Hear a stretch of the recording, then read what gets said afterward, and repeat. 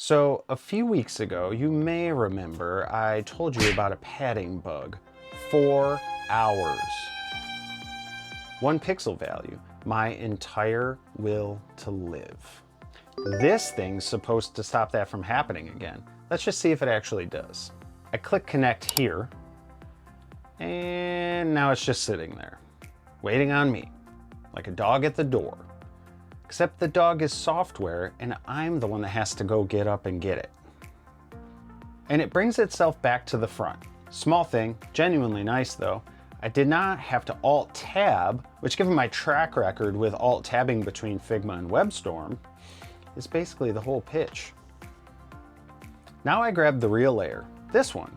Not a test rectangle, an actual component somebody designed with actual opinions about spacing. And it shows up here as context. This is the part that would have saved me 4 hours. No screenshot, no eyeballing a hex code, no me squinting at a Figma panel like I'm diffusing some kind of a bomb.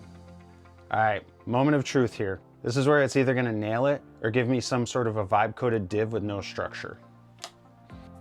Okay, that's actually pretty close. Spacing's right, you used a real token value, padding 16 instead of 12, which, as you've seen in the last video, is sort of a personal issue for me. The code's not perfect.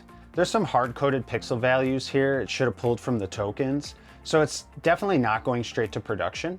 But as a starting point instead of a blank file, really big difference. I'm not doing the whole Figma to code translation in my head anymore. I'm just fixing what's wrong instead of writing it all from scratch. That's Figma Connect. Would it have saved me 4 hours? Probably closer to 3. I'm sure I still would have found something to be angry about. Full write-ups below. Let me know if you have any other questions or you want to hear me make more jokes.